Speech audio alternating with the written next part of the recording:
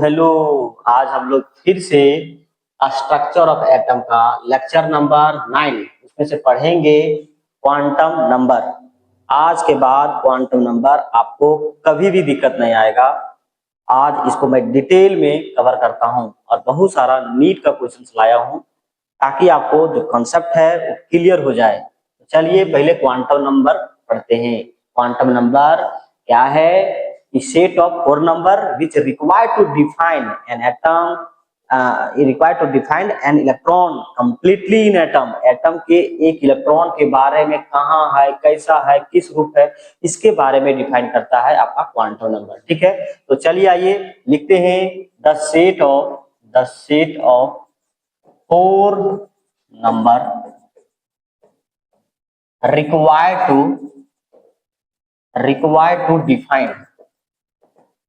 required to define an electron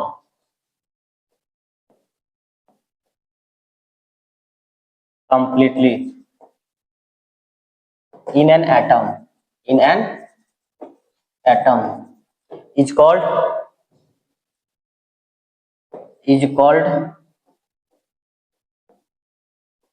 quantum number. देखिए क्या है, the set of four numbers required to define an electron. एक electron के बारे में डिफाइन करने के लिए चार नंबर है। ठीक है, जो कंप्लीटली डिफाइन करेगा कोई एटम को। ठीक है, तो उसको हम क्या बोलेंगे? क्वांटम नंबर बोलेंगे। बात समझ में आ गया? क्वांटम नंबर क्या है? The set of four number which required to define completely in an atom. मतलब एक एटम में इलेक्ट्रॉन किस रूप में है, कैसा है, उसका साइज क्या है, एनर्जी क्या है, वेलोसिटी क्या है, टाइम पीरियड क्या है ना, इतना सब चीज बता देता है। ओरिएंटेशन क्या है ना, किस तरह से मूव करेगा। यही फोर नंबर क्वांटम नंबर है। तो there are four quantum number. क्या है? तो फर्स्ट में जो क्वांटम नंबर है, टाइप्स ऑफ क्वांटम नंबर। क्या मैं नाम इसका लिखा हूं? क्या मैंने नहीं लिखा हूं, सॉरी। यहां लिखूंगा types of quantum number. Sorry. तो फर्स्ट जो क्वांटम नंबर होता है वो प्रिंसिपल क्वांटम नंबर। क्या होता है? प्रिंसिपल क्वांटम नंबर, जिसको मैं क्या करता हूं, एन से नोट करता हूं। दूसरा जो है आपका नाम है angular quantum number. Angular quantum number, इसी को क्या बोलता हूं? Azimuthal quantum number. इसी को क्या मैं बोलता हूं? Angular quantum number, azimuthal quantum, subsidiary quantum number. अरे क्वांटम नंबर। ठीक है, तीसरा जो आपका नाम आता है वो magnetic quantum number. Magnetic quantum number आता है। फोर्थ जो आता है आपका spin quantum number. Spin quantum number आता है। ठीक है, तो इसको समझ में आ गया कि चार आपका क्वांटम नंबर जो क्या करेगा, इलेक्ट्रॉन्स के बारे में पूरा डिफाइंड करेगा ए टू जेड। ठीक है, magnetic quantum number, spin quantum number, azimuthal quantum number, subsidiary quantum number, ये सभी होता है। ठीक है, एक एक करके हम लोग पढ़ेंगे। प्रिंसिपल क्वांटम नंबर क्या बोलता है, इस तरह से हम लोग इंफॉर्मेशन इलेक्ट्रॉन के बारे में पता कर लेंगे। चलिए इसको कल आप क्या काम कीजिए, स्क्रीन शॉट लीजिए फटाफट। चलिए चला आगे। चलिए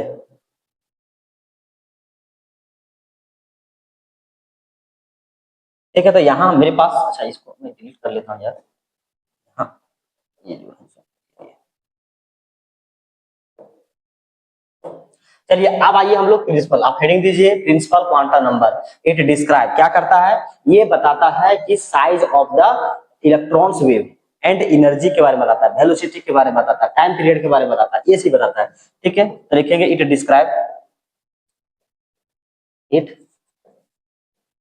describes about the size of electron waves and total energy of an electron। An मतलब एक इलेक्ट्रॉन पे कितना एनर्जी है, ठीक है, total energy of an electron की, एक इलेक्ट्रॉन की एनर्जी है, and comma it and its number, its number is represented as its number is represented as represented as 1 2 3 4 ऐसा करके etcetera and also ALS also KLMN etcetera. मतलब इस तरह से हम लोग क्या करते हैं, इसको रिप्रेजेंट करते हैं, ठीक है। इसे कि it describe about the size of the electron's wave and total energy of atoms, atom में कितना है, and its number is represented as 1 2 3 4 और आल्सो KLMN, उसका एनर्जी लेवल को मैंने इस तरह से रिप्रेजेंट करता हूं, ठीक है। तो चलिए आइए, तो पहले भैया हमारे पास देखिए यहाँ n = 1 है, यहाँ n = 1 रहेगा तो इसको बोलेंगे फर्स्ट सेल। क्या बोलेंगे, फर्स्ट सेल, फर्स्ट सेल। यानी क्या होगा, n = 1 यानी k इसको बोलेंगे, क्या होगा, KLMN, ठीक है। n = अगर 2 होगा तो इसको बोलेंगे second shell, second shell KL, ठीक है। n = अगर 3 होगा तो क्या होगा, थर्ड सेल, थर्ड सेल यानी KLM, ठीक है। n = अगर 4 होगा तो क्या होगा, फोर्थ सेल, फोर्थ सेल इसको बोलेंगे, और इसको KLMN बोलेंगे। इस तरह से जाएगा, इसको KLMNOP ऐसे जाएगा, फर्स्ट सेकंड थर्ड फोर्थ से जाएगा। समझ में आ गया प्रिंसिपल क्वांटम नंबर। चलिए आगे और बढ़ते हैं, इसका फार्मूला पहले इसका आप स्क्रीनशॉट लीजिए, ले लिए, साइड हो गए हैं। चलिए अच्छा, अब देखिए, अब यहाँ हम लोग पढ़ेंगे, अब एक एक करके पढ़ते हैं। जैसे मान लो n = हम लोग पढ़े तो n का जो मतलब होता है, n का पढ़े कि 2 पाई r = n लैम्बडा, इसका मतलब समझते हैं। इसका जो फार्मूला जो है सबका डी ब्रोगली साहब ने दिया था, तो इसका जो था n = अगर 1 होगा, यानी मान लो कि n = 1 होगा, n = 1 होगा तो नंबर ऑफ वेव कितना होगा, नंबर ऑफ वेव्स, वेव्स हो जाएगा 1, ठीक है। अगर n = 2 होगा तो नंबर ऑफ वेव्स कितना हो जाएगा, मेरे पास 2 होगा, मैंने इसको प्रूव भी किया था, ठीक है। और n = अगर 3 हो गया यानी नंबर ऑफ वेव्स, वेव्स 3 होगा। n = 4 होगा तो यानी कितना होगा, नंबर ऑफ वेव्स आपके पास 4 होगा। इस तरह से जाएगा, ठीक है, जाएगा। अब देखिए मेरे पास यहाँ एनर्जी का बहुत फार्मूला पढ़े थे जब प्रूव कर रहे थे बोर एटॉमिक मॉडल में। इसी में यहाँ देखिए एनर्जी का जब फार्मूला निकालेंगे En का फार्मूला आपके पास होता है 13.6 इंटू क्या होगा, इंटू Z²/n²। यहाँ इलेक्ट्रॉन वोल्ट पर एटम होता है, पर एटम होता है, ठीक है। अच्छा, En का फार्मूला ये पर एटम इलेक्ट्रॉन वोल्ट में, En का फार्मूला और होता है आपके पास, यहाँ देखिए -313.6 इंटू Z²/n²। ये क्या आएगा, ये आपका आएगा किलो कैलोरी पर मोल में आएगा।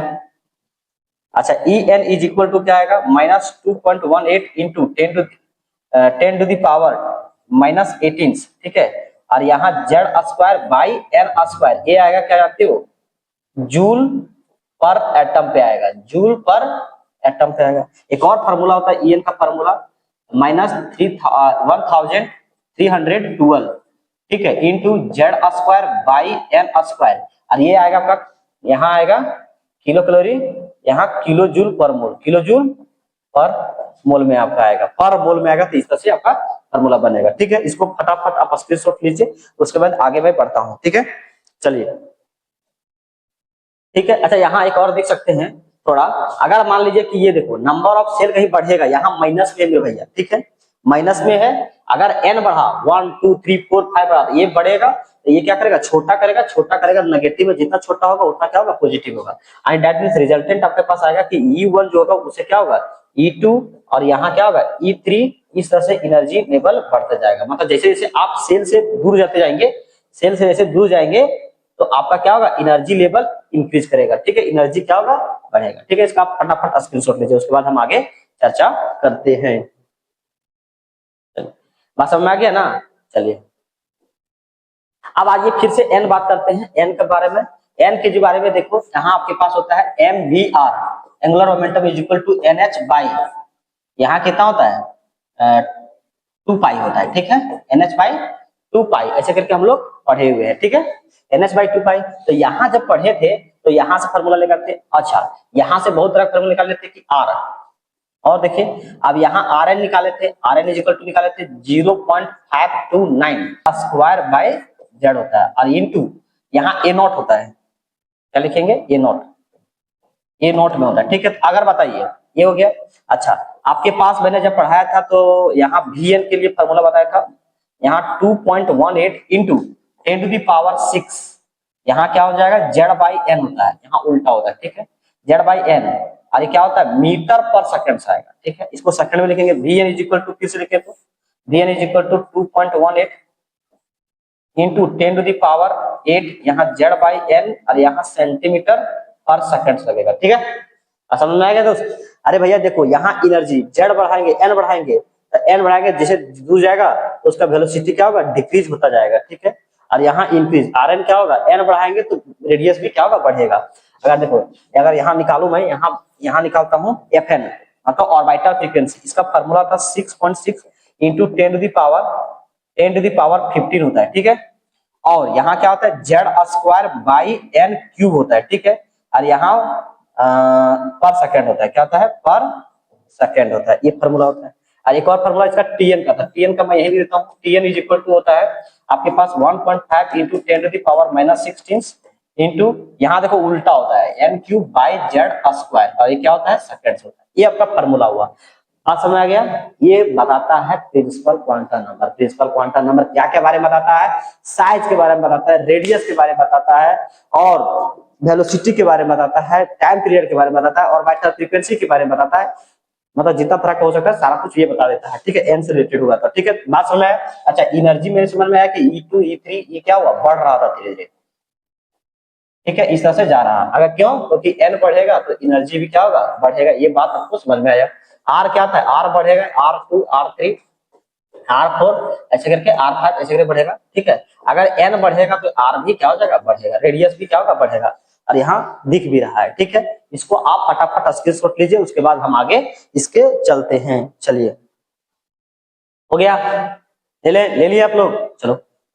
अच्छा अब हम लोग यहाँ पर कुछ समझेंगे, ठीक है, क्या समझेंगे कि आखिर कैसे लिखना है। चलिए यहाँ लिखेंगे number of orbits, number of orbit, ठीक है, और यहाँ लिखेंगे number of subcells, number of subshell, कितना सबसेल होता है, सबसेल क्या होता है, पहले देखो सबसेल अगर कहीं बात की जाए इसके बारे में बात करूंगा, चलिए पहले देता हूँ n इज इक्वल टू, अगर मान लो 1 होता है तो s सबसेल होगा, क्या होगा, सबसेल s होगा, ठीक है, n इज इक्वल टू 2 होगा तो क्या होगा, s और p होगा, मैं क्या बता रहा हूँ, अगर 2 होगा, सेल नंबर 2 होगा तो s और p होगा, ठीक, 2 होगा, अगर 1 है तो 1 होगा, 2 है तो 2 होगा, 3 होगा तो 3 होगा, तो n इज इक्वल टू अगर मैं 3 लेता हूँ क्या होता है, s यहाँ p यहाँ d होता है, ठीक, अगर n इज इक्वल टू अगर 4 लेता हूं तो क्या होगा, s p d और यहाँ f होता है, ठीक है, n इज इक्वल टू अगर 5 पे लेता हूं तो क्या होता है, s p d f और यहाँ g होता है।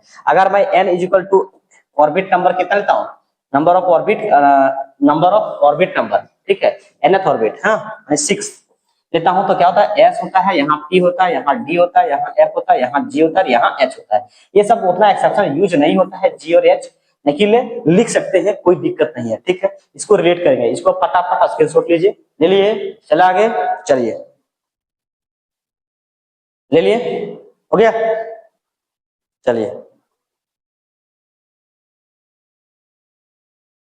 ले लिए, पेज पूरा कंप्लीट हो गया, तो इसको इसको इसको इसको खत्म करना, चलिए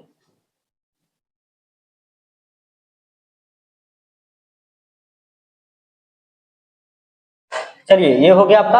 अब हम लोग पढ़ते हैं, जैसे मान लीजिए कि कैसे रिलेट करेंगे, तो जैसे देखो मेरे भैया यहाँ मान लो कि कंट्री लेता हूँ, तो कंट्री जो है आपको रिलेट कर सकते हैं किससे जानते हैं, ऑर्बिटल से, ठीक है, ऑर्बिटल से होता है। एक ऑर्बिटल क्या होता है, orbital the place where the electron finding of electron is maximum.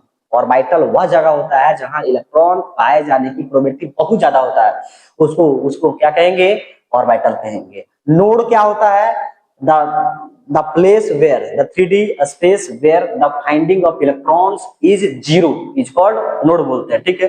तो यही ऑर्बिटल्स हो गया। कंट्री, ठीक है, जैसे और यहाँ मान लो कि आपके पास स्टेट होगा, तो स्टेट में मैं बात करूं तो इसको रिलेट कर सकते हैं सबसेल से, ठीक है, सबसेल, ठीक है, स्टेट। उसके बाद मान लेंगे डिस्ट्रिक्ट, डिस्ट्रिक्ट को आप कर सकते हैं सबसेल सेल। और यहाँ क्या होगा आपके पास, नहीं ऑर्बिटल, ये होगा सेल होगा यार, ये क्या होगा सेल, क्या होगा, ये होगा सेल, ये होगा सबसेल, ये क्या होगा ऑर्बिटल, ऑर्बिटल। और यहाँ क्या होगा डिस्ट्रिक्ट के बाद आपके पास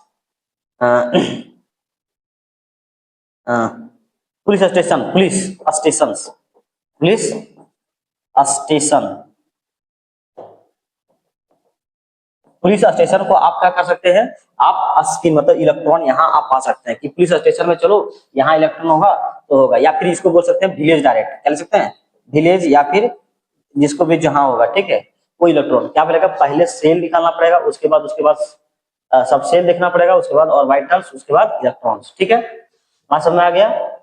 अगर किसी को हमको खोजना है तो मैं क्या हूँ, गांव से आता हूँ, ठीक है, तो गांव में तो पहले कौन आएगा, मान लो कि कोई दूसरा कंट्री से खोजने के लिए आया है तो पहले कंट्री आएगा, कंट्री के बाद क्या आएगा मतलब स्टेट्स आएगा, ठीक है, स्टेट्स के बाद क्या आएगा डिस्ट्रिक्ट आएगा, डिस्ट्रिक्ट के बाद कोई गांव जाएगा ना तो उसको वहां देखने को, तो प्रोबेबिलिटी ज्यादा क्या होगा यहाँ होगा। आप यहाँ विलेज दे सकते हैं, ठीक है, इस तरह से आप इलेक्ट्रॉन को मतलब वो कर सकते हैं, ठीक। चलिए आगे चलते हैं, आगे हम लोग को पढ़ना है। यहाँ देखिए ये आपका कंप्लीट होता है, ठीक है, ये आपका प्रिंसिपल क्वांटम नंबर कंप्लीट होता है, ठीक। तो इसको मैं ये ठीक कर लेता हूँ, अच्छा रहता। अब आइए हम लोग, नहीं हाँ, azimuthal quantum number azimuthal quantum number आखिर क्या है। Azimuthal quantum number is proposed by Sommerfeld, किसके द्वारा, सोमरफील्ड के ने बताया है एजीमुथल क्वांटम नंबर को, ठीक है। तो लिखेंगे it describe about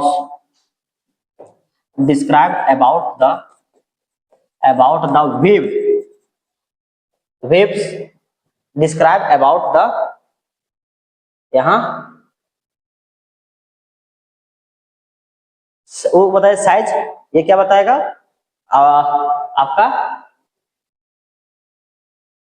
shape of the molecule, यहाँ शेप ऑफ द इलेक्ट्रॉन्स ये बताएगा, क्या बताएगा shape of the electrons, describe about the shape of the electron, ठीक है, शेप ऑफ द इलेक्ट्रॉन्स, ठीक है। its value has from 0 to n-1, sorry यहाँ क्या होगा n-1 होगा, यानी और इसको क्या करते हैं L से डोट करते हैं, लिखेंगे it is denoted by L, L से डोट करते हैं। तो L का वैल्यू होगा ना, जितना आपका प्रिंसिपल क्वांटम नंबर होगा उससे एक कम होगा, ठीक है। L क्या होगा, L जो होगा आपके पास वो क्या होगा 0 to n-1 होगा, क्या होगा L का जो वैल्यू होगा वो 0 to n-1 होगा, ठीक है। इसको आप फटाफट स्क्रीनशॉट लीजिए, ले लिए, चला आगे, चलिए इसको लिखते हैं।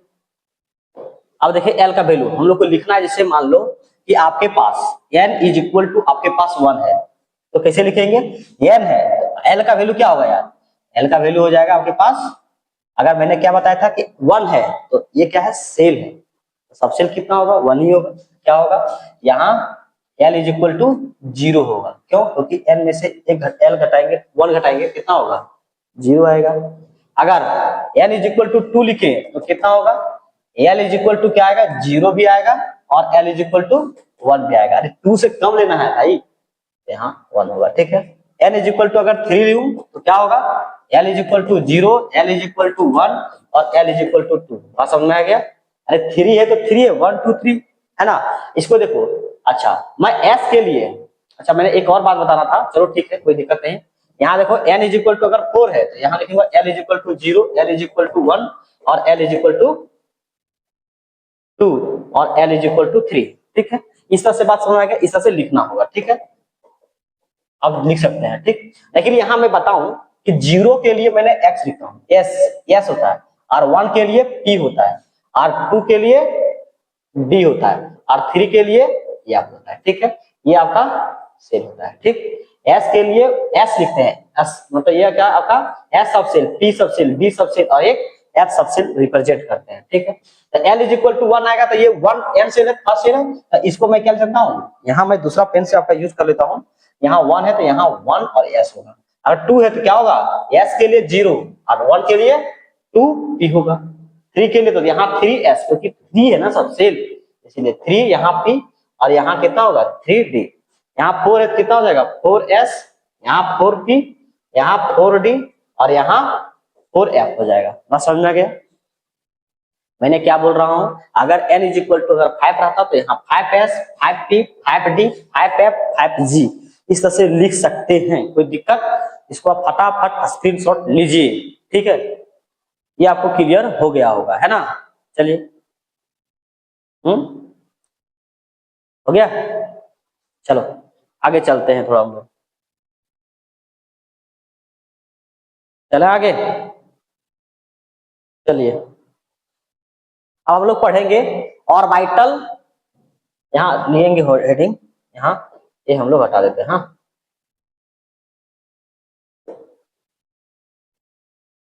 अब हम लोग पढ़ेंगे ऑर्बिटल एंगुलर मोमेंटम्स।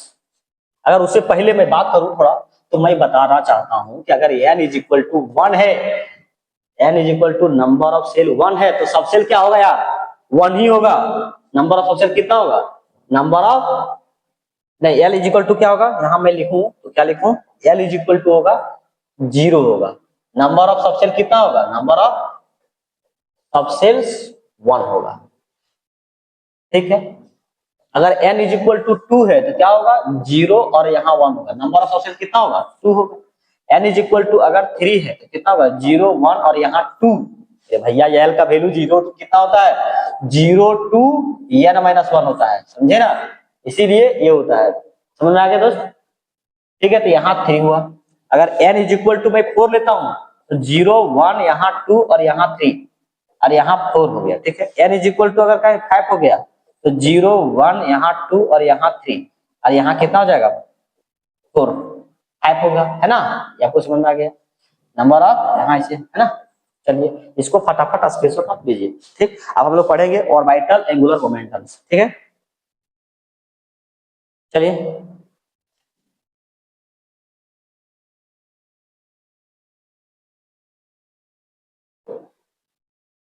चलिए अब हम लोग पढ़ेंगे ऑर्बिटल एंगुलर मोमेंटम, जिसको एल से नोट करते हैं, कैपिटल एल, छोटा एल नहीं, कैपिटल एल। ठीक है, तो इसके लिए एक फार्मूला होता है एल। एल ये क्वेश्चन पूछता है नीट में 2023 में, ये क्वेश्चन पूछा हुआ यहीं से मैं लिख रहा हूं वही।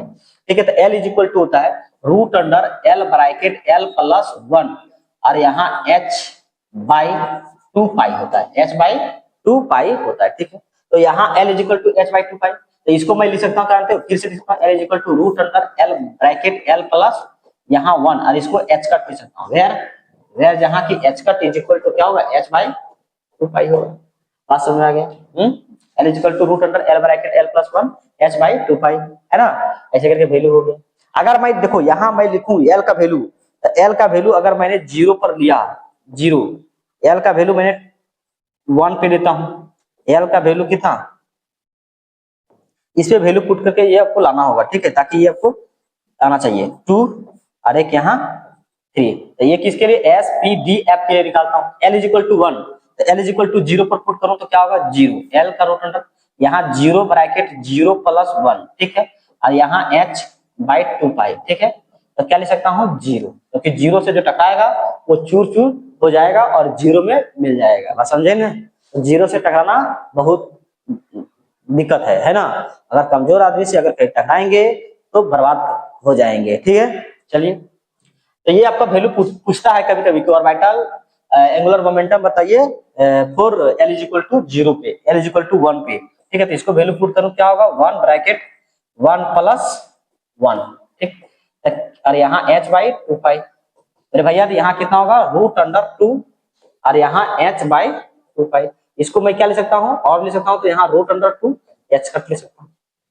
यहाँ अगर मैं बात करूं दूसरा पेन से, तो यहाँ क्या हो जाएगा रूट अंडर, यहाँ 2 ब्रैकेट यहाँ 2 प्लस 1 यानी 3 3 टू जस्ट 6 h बाई 2 पाई, हाँ यानी रूट अंडर 6 h बाई 2 पाई, यानी इसको क्या ले सकता हूँ रूट 6 h कट। अगर यहाँ मैं बात करूं तो यहाँ कितना हो जाएगा, यहाँ 3 ब्रैकेट 3 प्लस यहाँ 1 यानी h बाई 2 पाई, यानी क्या हो गया h by 2 pi, h by 2 pi. तो यहाँ कितना हुआ 4 3 जा 12 यानी रूट 12 और यहाँ क्या हो जाएगा h कट, यानी लिख सकता हूँ रूट 12 और h बाई 2 पाई, ऐसे करके रिप्रेजेंट करते हैं, ठीक है। तो ये हुआ आपका, ये सब बहुत जरूरी फार्मूला है, ठीक है। इसको है ना एक वो घुमा के भी पूछ लेता है, ठीक है। तो इसको ध्यान से आप देख लेंगे, ठीक है, क्योंकि नीट में 2023 में पूछा है ना। चलिए स्क्रीनशॉट ले लिए, चलिए अब हम लोग को क्या पढ़ना है आइए देखते हैं। अब हम लोग को पढ़ना है shape of the molecules, shape of the electronic clouds. तो एस जो होता है ना, एस सबसेल, एस जो सबसेल होता है वो क्या होता है आपका स्फेरिकल होता है, स्फेरिकल होता है। क्या होता है भाई भैया स्फेरिकल होता है। एस पी क्या होता है डंबल होता है, डंबल से मतलब स्फेरिकल होता है, यहाँ गोला होता है और इसमें इलेक्ट्रॉन होता है। और डंबल मतलब क्या होता है, डंबल मतलब ऐसे करके होता है, ठीक है, इसमें इलेक्ट्रॉन क्लाउड होता है, ठीक है। डी डी में क्या होता है double dumbbell, DUB double dumbbell. Double dumbbell कैसा होता है ऐसा होता है और ऐसा होता है, ठीक है, और इलेक्ट्रॉन क्लाउड्स यहाँ होता है, ठीक है। और एफ जो सबसेल होता है ना वो कॉम्प्लेक्स बनता है, जो हमारे बस की बात नहीं होता उसको ड्रॉ नहीं कर पाते हैं, ठीक है। तो कॉम्प्लेक्स बनता है। एस जो होता है स्फेरिकल होता है और पी जो होता है सो आपका डंबल होता है और ये क्या होता है डबल डंबल होता है। ये क्या होता है नॉन डायरेक्शनल होता है, डायरेक्शनल होता है क्योंकि एक ही डायरेक्शन में है ना, देखो इधर ये और ये दो डायरेक्शन में है ना, यहाँ देखो क्या है आपका नॉन डायरेक्शनल है, तो ये नॉन डायरेक्शनल नेचर होता है, ठीक। तो ये इसको आप स्क्रीनशॉट लीजिए फटाफट, उसके बाद आगे देखते हैं क्या है। ले लिए चला आगे चले चलो।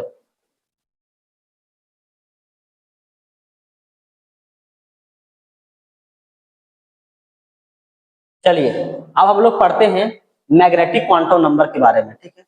तो आप लोग देखिए धीरे धीरे रे मना धीरे सब कुछ होए, माली सींचे सो घड़ा ऋतु आए तो फल होए। इसका अर्थ हुआ कि आप चाहे जितना भी कोशिश कर लें समय आएगा तभी आपको फल मिलेगा। यानी अगर माली कितना ही पानी दे पौधों पे तो क्या आज बोया है तो कल क्या फल देगा क्या, ऐसा नहीं हो सकता है। इसीलिए जब समय आएगा ऋतु आएगा तभी फल मिलेगा, ठीक है। इसीलिए आप कड़ा मतलब कड़ी से कड़ी मेहनत कीजिए तो आपको क्या होगा सफलता जरूर मिलेगा, ये मेरा गारंटी है, ये दावा है। जो भी आदमी जो मेहनत किया है वो जरूर कुछ ना कुछ सफल पाया ही पाया है। आप भी मेहनत कीजिए और लगातार कंटिन्यू मुझसे अटैचमेंट रहिए, ताकि आपका क्या होगा आपका सिलेक्शन में हम और आप दोनों मिलकर एक साथ कदम से कदम मिलाते हैं और आगे राह पर बढ़ते हैं, ठीक है। चलिए अब हम लोग आते हैं मैग्नेटिक क्वांटम नंबर, ठीक है। तो magnetic quantum number it describe about the लिखेंगे it describes about the orientations of an electrons, electron के ओरिएंटेशन कैसा मूवमेंट है किस डायरेक्शन से कहां है कैसा है उसके बारे में। प्रिंसिपल क्वांटम नंबर साइज के बारे में बताता है, एनर्जी के बारे में बताता है, वेलोसिटी के बारे में बताता है, टीएन के बारे में बताता है, मतलब टाइम पीरियड के बारे में बताता है, और वाइटल फ्रीक्वेंसी के बारे में बताता है।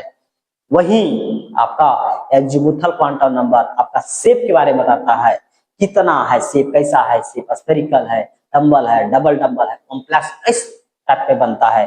ठीक है, उसके सब सेल के बारे में बताता है।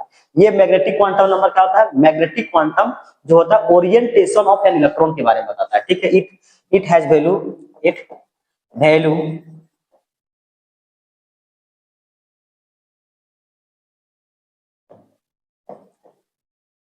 values vary from minus L to plus L including zero, including zero, zero के साथ में minus L two plus L होगा। दैट इज, इसका मतलब हुआ कि total, that is total total numbers are 2L plus 1 L value, each value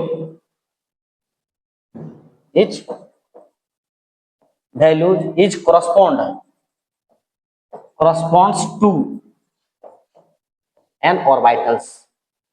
ठीक है, वो हर वैल्यू क्या होगा? ऑर्बिटल से correspond होगा। ठीक है, तो बताइए ऑर्बिटल्स क्या होता है? the 3D space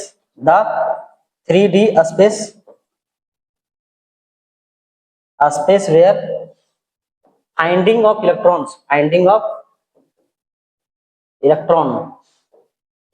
is maximum,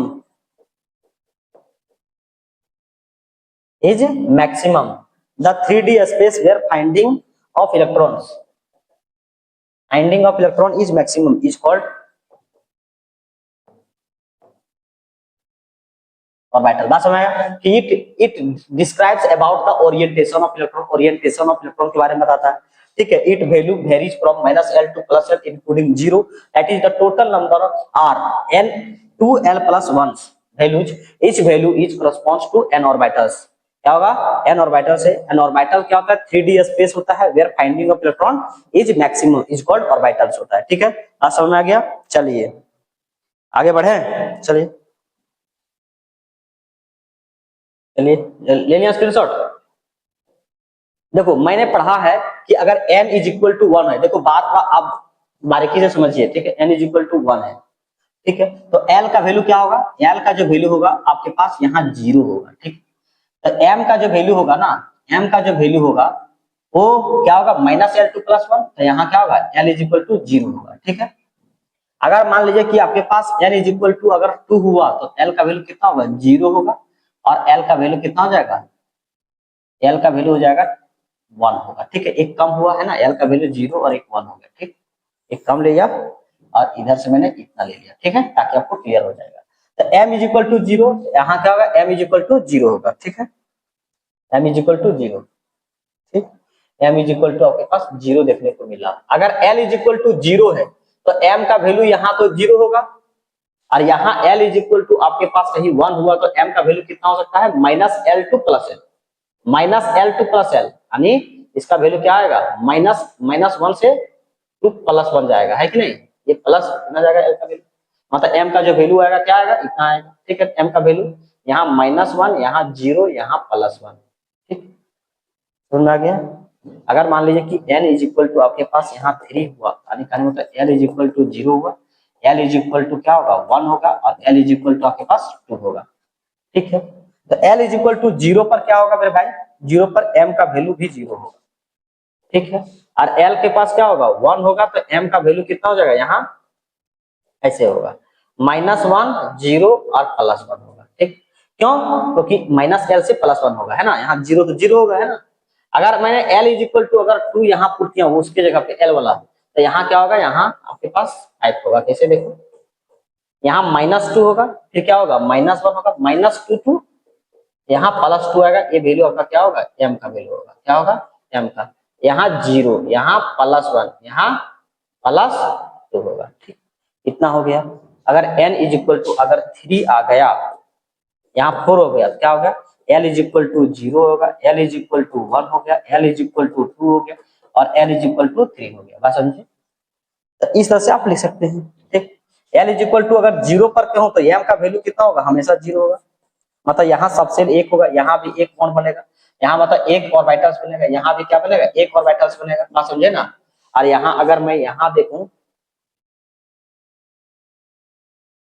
इसको आप लिखिए पूरा डिटेल में। L इज इक्वल टू 1 हो गया तो M का वैल्यू क्या आएगा, M का पॉसिबल वैल्यू क्या होगा, M इज इक्वल टू 0 हो सकता है, M is equal to n हो सकता है, यहाँ M इज इक्वल टू -1 होगा। मैं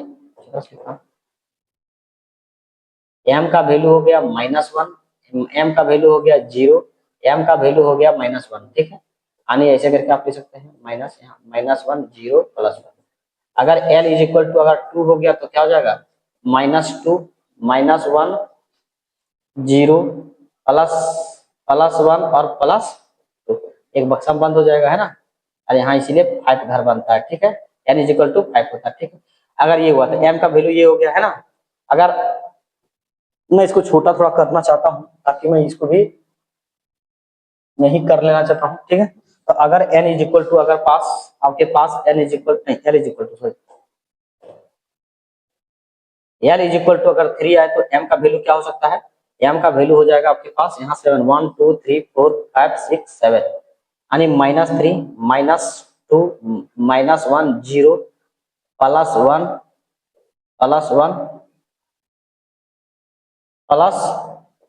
+2 और +3 हो जाएगा। ठीक है, इस तरह से आपका बन जाएगा। ठीक है, m का वैल्यू कितना हो सकता है, 1 2 3 4 5 6 7 हो सकता है। ठीक है, अगर d होगा तो 7 होगा, बस ना, d होगा तो 7 होगा, नहीं f के लिए 7, d के लिए 5, e के लिए 3। ठीक है, ये सब ऑर्बिटल्स है, इसको आप फटाफट समझ में आया कि नहीं आया, समझ में आ रहा है तो कमेंट जरूर बताइए आप। ठीक है, करके ठीक है, इसको फटाफट आप स्क्रीनशॉट लीजिए,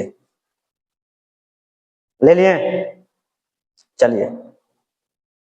अच्छा, मैं थोड़ा एक एक करके पढ़ता हूँ। ठीक है, चलो स्क्रीनशॉट ले लिए होंगे, ले लिए। चलो, अगर मैं देखूं, अगर मैं भाई यहाँ s इज इक्वल टू अगर मैं देखूं तो s इज इक्वल टू आपके पास 0 होगा। ठीक है, s इज इक्वल टू 0 होगा तो यानी m का वैल्यू कितना हो जाएगा, 0 होगा। क्या होगा, m का वैल्यू 0 होगा। बात समझे?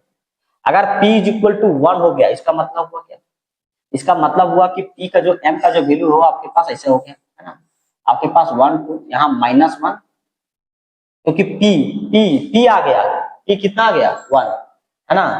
और यहाँ p इज इक्वल टू 0 नहीं, s आ गया, आपके पास s आया तो ऐसा होगा। अगर p हो गया यानी l इज इक्वल टू यहाँ मैं 1 रखूं तब काम होगा, l is equal to 1, l is equal to 0 पर काम होगा। ठीक है, 0 पर s आएगा, यहाँ क्या आएगा, 0 आएगा, यहाँ +1 आएगा। m का वैल्यू है, m का वैल्यू ये क्या है, -1 है, m इज इक्वल टू 0 है और m इज इक्वल टू +1 है। लेकिन यहाँ क्या होता है, इसका नाम होता है px, इसको नाम होता है py। ठीक है, और यहाँ क्या होता है, इसका pz होता है। अगर मैं बात करूं pxy pz, यानी इसका जब निकालते हैं डायग्राम बनाते हैं तो इसका जो होता है डंबल शेप होता है। ठीक है, और x axis y axis z axis में होता है। ठीक है, ऐसे करके बनाया जाता है। हाँ, इस तरह से बना लीजिए आप। ठीक,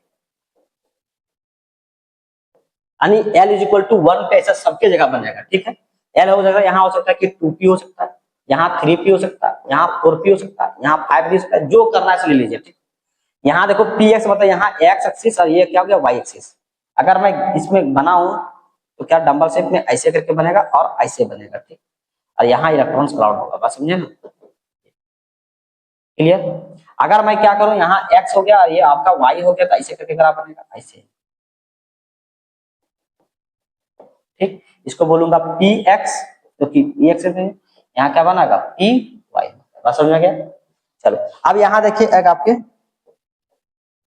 यहाँ देखो यहाँ pz है। ठीक, यहाँ क्या होगा pz, यहाँ z एक्सिस पे, यहाँ ये x हो गया, ये y हो गया, ये z हो गया। ठीक, यहाँ देखो इलेक्ट्रॉन्स, यहाँ क्लाउड्स हो गया, इसको बोलूंगा pz। ठीक, समझे ना, तो ये z एक्सिस पे बनेगा, मतलब ये क्या होता है, डायरेक्शनल नेचर होता है। क्या होता है, डायरेक्शनल नेचर। ठीक है, अच्छा मैं एक बताना चाह रहा हूँ कि जैसे मान लो कि आपके को पूछ दे कि 2p 3p कैसे क्यों होगा। मान लो कि आपके पास यहाँ जो बना हुआ है ये 2p का है ये 3p का होगा, है ना, 3p का होगा, है ना, और एक मान लो कि यहाँ जो भी है यहाँ आगे 4p का होगा। बात ये हुआ कि यहाँ जो होगा ना आपके पास ऑर्बिटल्स, अगर मान लो 2p का तो छोटा होगा, थोड़ा सा और बड़ा होगा 2p का, बात समझे ना, और इससे क्या होगा और बड़ा होगा। बात समझ आ गया? मतलब कहने मतलब ये मान लो कि 2p का है और ये क्या है 3p का है और ये क्या है आपके पास 4p का है, मतलब साइज क्या हो जाएगा और वाइटल यानी डंबल शेप क्या होगा बड़ा बड़ा हो जाएगा। ठीक है, यही है, आप इसको डिटेल में लिखिए। ठीक है, ले लिए, चले आगे। चलिए L इज इक्वल टू 2 की बात करते हैं, L इज इक्वल टू 0 पर बात कर लिया, वो P आएगा। ठीक है, P ऐसा बनेगा। ठीक है, P में PX PY PZ तीन तरह का आता है, डायरेक्शन तीन डायरेक्शन होता है, कितना होता है और ये डिस्टेंस का 3 होता है, PX PY PZ। ठीक है, इसको आप देख लेंगे। ठीक है, चलिए अच्छा तरह से देख लीजिए, ले लिए, चलो। अच्छा, अगर मान लो कि आपके पास L इज इक्वल टू कितना आ जाएगा 2 आ जाएगा, तो इसके लिए क्या हो जाएगा आपके पास यहाँ D आएगा, क्या हो सकता है 3D हो सकता है, 4D हो सकता है, 5D हो सकता है। ठीक है, ऐसे करके हो सकता है। तो D के लिए क्या होगा L is equal to 0, M की वैल्यू क्या होगा यहाँ से देखो, M का वैल्यू क्या होता है -L2 प्लस L, यानी माइनस यहाँ -2, यहाँ -1 0 +1 और यहाँ +2 होता है। ठीक है, होता है, इतना होता है कि नहीं होता है। चलो अब यहाँ होगा px, ये m का वैल्यू है, m का सब वैल्यू है ना, तो इसको बोलता हूँ क्या जानते हो dxy, उसके बाद इसको क्या बोलता हूँ dyz, इसको बाद क्या बोलता हूँ dz², ठीक, इसको क्या बोलता हूँ dzx, उसके बाद इसको क्या बोलता हूँ dx²y²। ये जो दोनों से आपका क्या हो जाएगा, ये जो है आपका +-1 होगा, और ये जो होगा केवल ये दोनों, ये देख रहे हैं ये और ये जो होगा सबका क्या हो जाएगा 0, और ये दोनों जो आपको दिख रहा है ये वाला, ये क्या हो जाएगा +-2 हो जाएगा। ठीक है, आप समझे ना, ये क्या होता है डबल डबल शेप होता है, डबल डबल शेप पता कहने, यहाँ मैं एक ही जगह में बना दे रहा हूँ। अगर मैं ग्राफ बनाता हूँ, यहाँ देखो आपके पास डबल डबल शेप होता है, यहाँ A1, यहाँ मैं 2 छोटा छोटा बना रहा हूँ ताकि आपको क्लियरेंस हो जाए। 5 बनाना है, कितना बनाना है 5।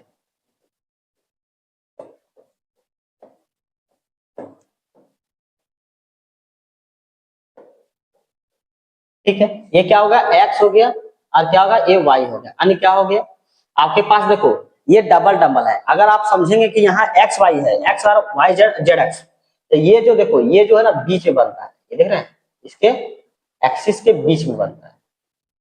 ठीक है, इलेक्ट्रॉन क्लाउड होता है ऐसा, अगर ये फेज प्लस है तो ये भी प्लस होता है, ये नेगेटिव होता है तो ये नेगेटिव होता है। ठीक है, इसको क्या बोलते हैं dxy, dxy।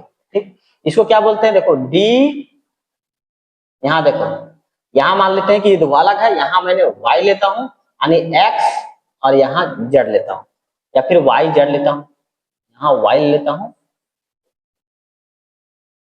y और ये z हो गया। ठीक है, ये प्लस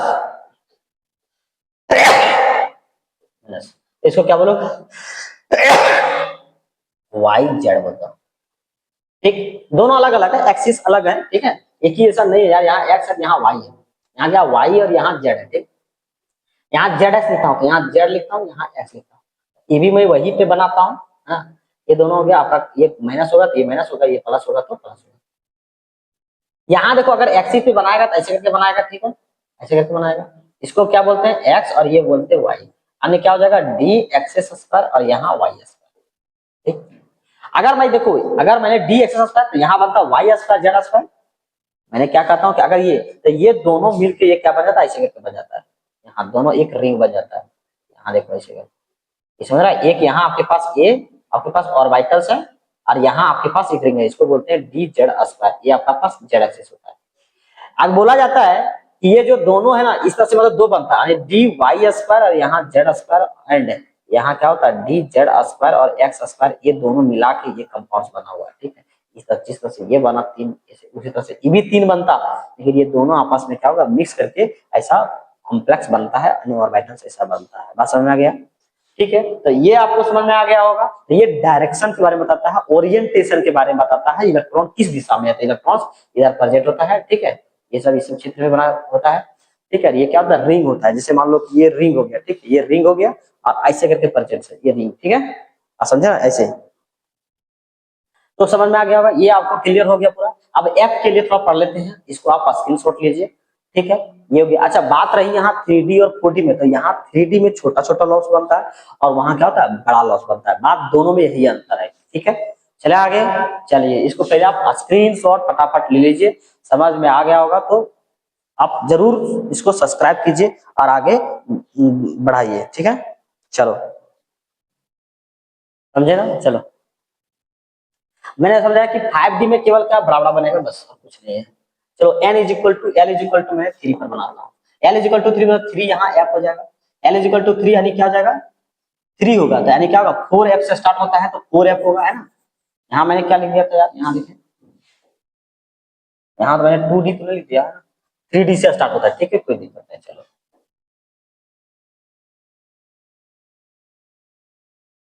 चलो यहाँ मैंने लिखा L=3, तो यहाँ क्या हो जाएगा, 4f होगा, यहाँ 5 नहीं 5f होगा, 5f होगा, यहाँ 6f होगा, यहाँ 7f होगा, इस तरह से होगा, बात समझे। यहाँ जो होगा ना, यहाँ देखो आपके पास यहाँ देखो कॉम्प्लेक्स बन जाता है, तो आपके पास ऐसा बनेगा कुछ m का वैल्यू 1 2 3 4 5 6 -3, यहाँ -2, यहाँ -1 0 +1 +2 और प्लस यहाँ 3 बनेगा, ठीक। L का वैल्यू जो होगा सो आपके पास m का वैल्यू ये सब है आपका। यहाँ जैसे देखो आपके पास f x f यहाँ ZQ होता है, क्या होता है आपके पास f ZQ होता है, ठीक है। यहाँ क्या होता है f x Z² होता है, f y Z² होता है, ठीक है। और आपके पास होता है f x X² y² होता है, f x x यहाँ y होता है, यहाँ y x² y² होता है। f इसमें से सब नाम है ये सब, ठीक है। कॉम्प्लेक्स है यार, इसको बनाना आपको बहुत जरूरी भी नहीं है, इसको स्किप आप कर सकते हैं अगर चाहें तो। इतना हो गया। और आप यहाँ क्या हो जाएगा, x यहाँ y और z 1 2 3 4 5 6 7 7 हो गया। तो ये देखो मेरे भैया, ये जो है आपका, ये बताता है आपके पास m का जो है 0 है, ठीक। ये जो बता रहा है आपको m ये नहीं, ये जो आपको बता रहा है ये दोनों, ये बता रहा है m +- और ये जो तीनों बता रहा है आपके पास, ये आपके पास यहाँ +2 +3, यहाँ क्या बताएगा, ये वाला जो दोनों बता रहा है ये आपके पास बता रहा है m इसको 2, और ये दोनों जो बता रहा है आपके पास वो m +- 3 ये बताता है, ठीक है। इसको आप फटाफट ले लीजिए, ठीक है। मैंने थोड़ा उल्टा लिख दिया हूँ, देखो तो यहाँ देखिए, यहाँ मैंने ऐसे लिखना चाहिए था,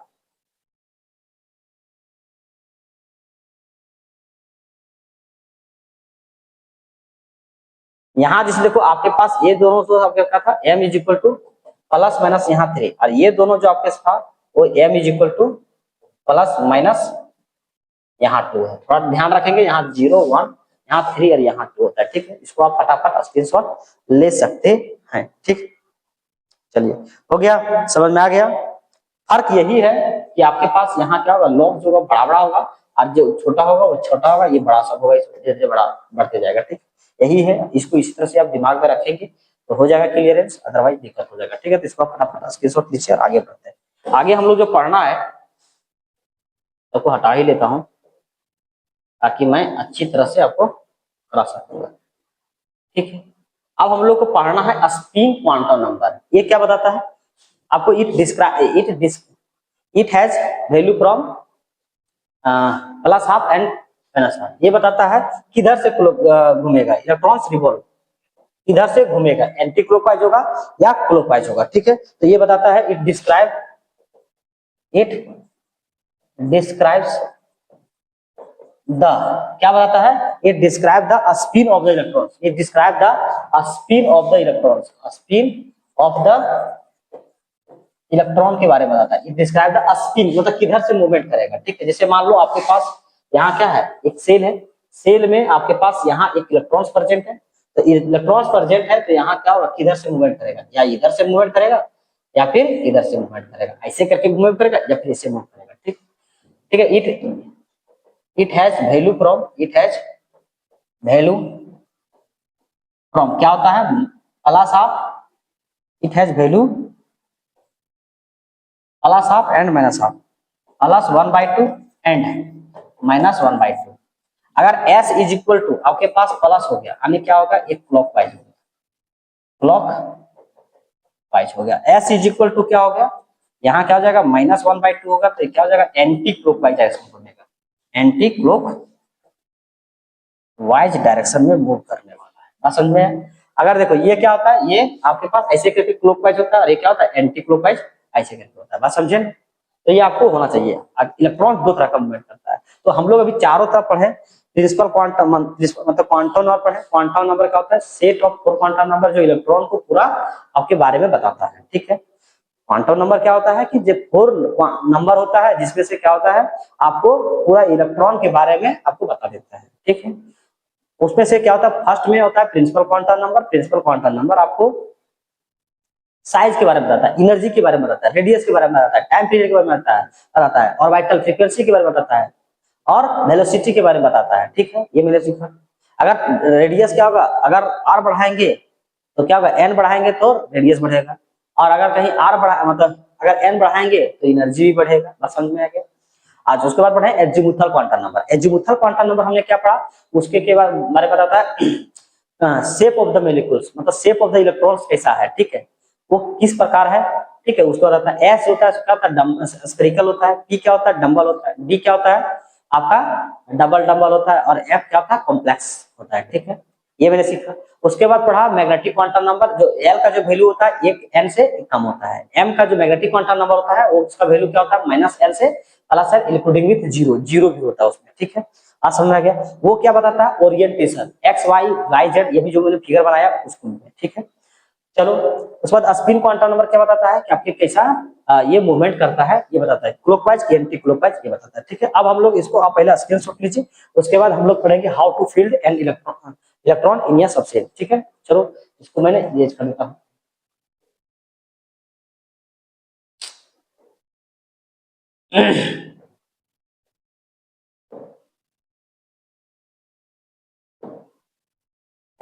अब हम लोग देखो रूल्स फॉर फिलिंग या सबसेल, सबसेल को कैसे करेंगे। ठीक है, तो उसके पहले हम लोग पढ़ेंगे प्रिंसिपल बाहु प्रिंसिपल, उसके बाद पढ़ेंगे n+l रूल और हुल्स मैक्सिमम मल्टीप्लिसिटी प्रिंसिपल और एक पॉलिश प्रिंसिपल। देखो मैं थोड़ा सा ब्रीफ में बताता हूँ।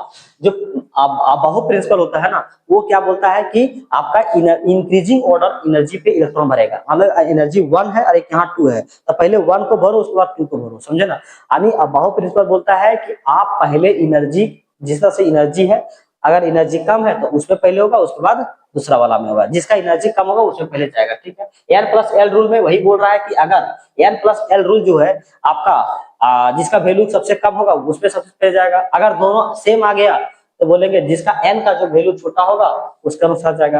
हुल्स रूल में मैक्सिमम मल्टीप्लिसिटी बोलता है कि जो होता है एक ऑर्बिटल्स में मैक्सिमम 2 ही इलेक्ट्रॉन आप डाल सकते हैं, क्या सकते हैं, 2 नहीं, वो भी क्या अपोजिट स्पिन्स में, ये मैंने बोला मैक्सिमम। और पॉलिश क्वांटम बोलता है कि जो 4 क्वांटम नंबर आप पढ़े हैं ना, वो 4 क्वांटम नंबर सेम नहीं हो सकता है, कभी नहीं हो सकता है, कभी नहीं हो सकता है। ठीक है, चलो वही अब हम लोग पढ़ेंगे अबाहु प्रिंसिपल। देखिए इसको अबाहु प्रिंसिपल, ये पढ़ने के बाद क्वेश्चंस करेंगे। ठीक है, तो चलिए अबाहु प्रिंसिपल। तो Aufbau is a German word. Aufbau जो है आपका क्या है, Aufbau is a German word which means, which इसका मतलब होता है क्या, building up, which means means building up, इसका मतलब बनाना है ना, बिल्डिंग अप करना। ठीक है, अब बाहु प्रिंसिपल, इसका प्रिंसिपल क्या है। ठीक है, according to this principle, according to this principle, इस प्रिंसिपल के अनुसार an electron, an electrons are filled, are filled an electrons are filled in increasing order in increasing order of energy, जिसका एनर्जी क्या होगा, ज्यादा होगा, आज कम होगा, उसमें पहले भराएगा और उसके बाद धीरे धीरे मतलब सीक्वेंस ऑफ एनर्जी में भरेगा, ठीक है। According to this principles an electrons are filled in increasing order of energy, energy जिसका कम होगा तो उसमें पहले भराएगा, उसके बाद दूसरा में भराएगा। बात समझ में आ गया? इसको आप फटाफट स्क्रीनशॉट लीजिए, ले लिए, चले आगे चलिए। अब इसका मैं अबाहु प्रिंसिपल का एनर्जी लेवल डायग्राम बनाता हूँ, ठीक है। इसको आप स्क्रीनशॉट ले लिए होंगे कुछ, ठीक है, तो ले लिए, चलिए। अब यहाँ अबाहु प्रिंसिपल का एनर्जी लेवल डायग्राम, ठीक है, तो यहाँ लिखेंगे energy level diagram, energy level diagram. यहाँ से क्वेश्चन पूछता है नीट में, मैं दिखाऊंगा भी आपको डायग्राम्स, ठीक है। तो मैंने सब बताया था, जब पढ़ा रहा था तो n इज इक्वल टू अगर 1 है तो यहाँ क्या होगा, 1s होगा। अरे l होगा ना, l इज इक्वल टू 1 होगा, है ना, l इज इक्वल टू 1 मतलब ये 1s हो गया, ठीक। अगर मैं थोड़ा बात करूं तो यहाँ देखिए, समझने की बात रहे थोड़ा, उससे पहले एनर्जी लेवल डायग्राम बनाने से पहले थोड़ा इसको हम समझ लें, थोड़ा आपको दिक्कत हो जाएगा तो ऐसे करके समझ सकते हैं। अगर l इज इक्वल टू है तो यहाँ मैंने बोला था l इज इक्वल टू 0, यानी क्या होगा, 1s होगा, 1 के लिए 1s। n is equal to अगर 2 हो तो क्या हो जाएगा, यहाँ l इज इक्वल टू 0 होगा, l इज इक्वल टू 1 होगा, यानी क्या होगा, 2 है तो यहाँ 2s, यानी क्या होगा, 2p होगा, ठीक। अगर l इज इक्वल टू 3 होगा तो क्या हो जाएगा, l is equal to 0, l is equal to 1 और l इज इक्वल टू 2 होगा। 3 है तो 3 सबसे होगा, यहाँ क्या होगा, 3 है तो यहाँ 3s, यहाँ 3p और यहाँ 3d। अगर l इज इक्वल टू अगर कहीं 4 होगा तो क्या हो जाएगा, यहाँ 3p, वही चीज लिखूंगा, 1s 2s 2p 3s ऐसे करके लिखूंगा वही, ठीक है भाई, इसलिए मैं लिख रहा हूँ फिर से। यहाँ l इज इक्वल टू 0 आएगा, l इज इक्वल टू 1 आएगा, l इज इक्वल टू 2 आएगा और l इज इक्वल टू 3 आएगा, यानी क्या हो जाएगा, यहाँ 4s होगा, यहाँ क्या होगा 4, क्योंकि 4 है तो इसलिए s क्यों 0 के लिए, यहाँ 1 क्यों, p 1 के लिए, यहाँ 4, यहाँ d किसके लिए, 2 के लिए, यहाँ 4, यहाँ f 3 के लिए, ठीक है। l इज इक्वल टू अगर यहाँ मैं 5 बात करूँ तो कितना हो जाएगा, l is equal to 0, l is equal to 1, l is equal to 2, l is equal to 3।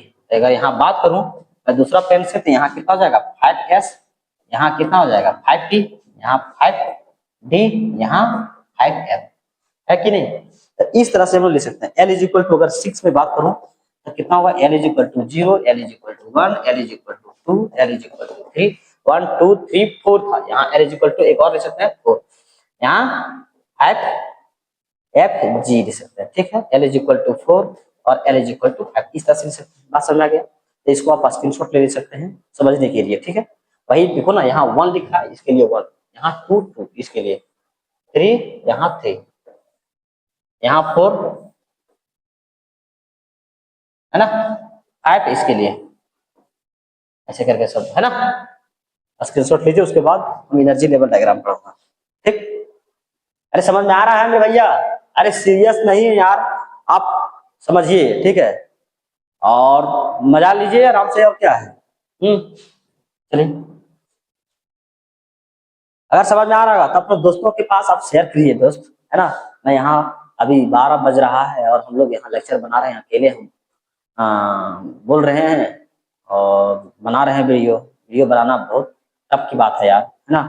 तो अपना दोस्त के पास आप शेयर कर सकते हैं, है ना। चलिए, चलो अब बताते हैं एनर्जी लेवल डायग्राम क्या होता है। एनर्जी लेवल डायग्राम, तो यहाँ पहले लिखेंगे एनर्जी लेवल डायग्राम।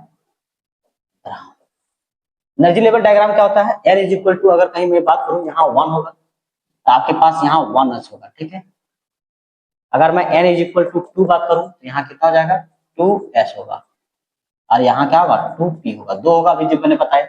n अगर इज इक्वल टू 3 होगा क्या होगा, यहाँ 3s होगा, यहाँ कितना होगा 3p होगा, यहाँ 3d होगा। अभी मैंने बना के सिखाया, 3 तो 3 बनेगा। n इज इक्वल टू अगर 4 होगा तो कितना हो जाएगा, 4s 4p, यहाँ क्या होगा 4d और यहाँ 4f, ठीक है। n इज इक्वल टू अगर 5 होगा तो क्या होगा, यहाँ 5s है दोस्त, चलो यहाँ क्या होगा 5, ठीक, यहाँ 5p यहाँ 5D, यहाँ 5F, यहाँ 5G। ठीक है, n इज इक्वल टू अगर 6 पे बात करता हूँ तो यहाँ 6x 6p, यहाँ 6d, यहाँ 6f, यहाँ 6g, यहाँ 6h। अगर n इज इक्वल टू यहाँ 7 में बात करूँ तो क्या होगा 7s होगा। ठीक है, इसको कैसे बनाना है एनर्जी लेवल डायग्राम ये मेरे भैया है, तो इसको बनाने का तरीका क्या है, इसको बनाइए ऐसे ऐसे कर लीजिए। ठीक है, ऐसे कर लेने पर आसान बनेगा। देखो ये देख रहे हैं, देखो मैं आपको ट्रिक बताऊंगा, ये कोई जरूरी नहीं है ये लर्न रहे या ना रहे, कोई बड़ी बात नहीं है। ठीक है, ऐसे करके आपको ठीक, ये क्या होगा, देखो मैं यहाँ से मैं फिर से दूसरा पेन चेंज कर, ये देखो ये ऐसे आएगा स्कूल स्कूल, फिर ये क्या आएगा पीछे से इसका जो टेल होगा उसका हेड से आप डिवाइड कर सकते हैं।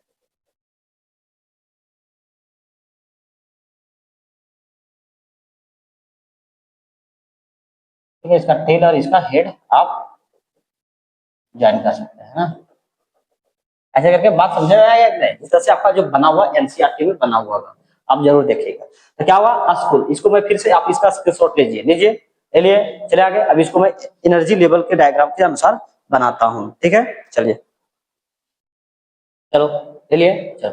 अब इसका देखो मान लो कि एनर्जी लेवल की मैं बात करूं तो यहाँ मैं करूंगा स्कूल्स, देखो आपको ध्यान रखना है schools schools public schools, Delhi public school, school school public school, school school public school, public school, ऐसे लिखना चाहिए था। Public school Delhi public school, Delhi public school, famous Delhi public school, famous Delhi public school.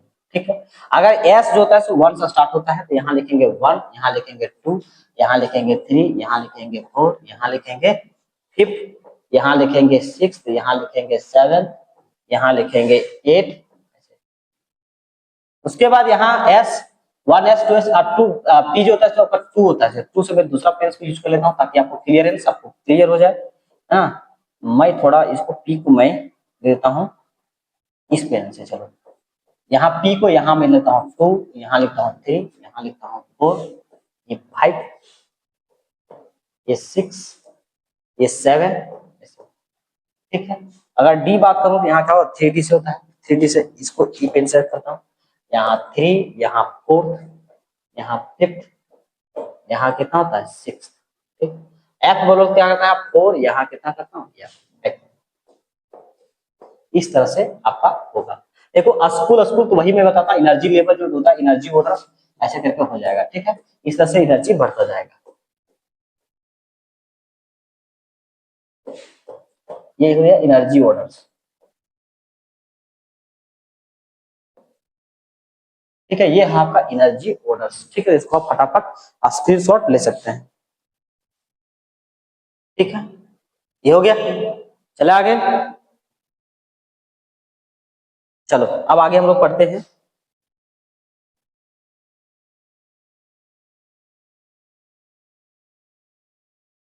अब पढ़ते हैं एन प्लस एल रूल क्या होता है, तो लिखेंगे n plus l rule.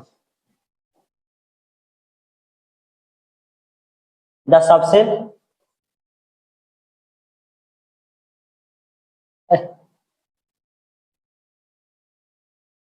The सबसे which has lowest lowest n plus l value,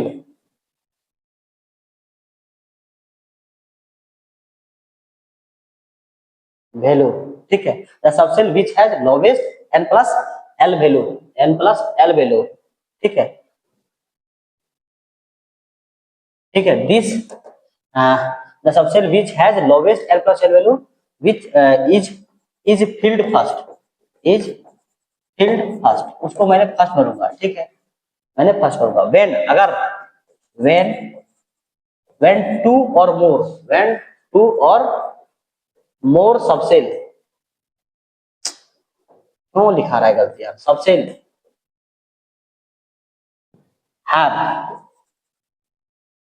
have same energy, same energy होगा, क्या होगा, सेम एनर्जी होगा, same energy of n plus l, then तब क्या होगा, the subshell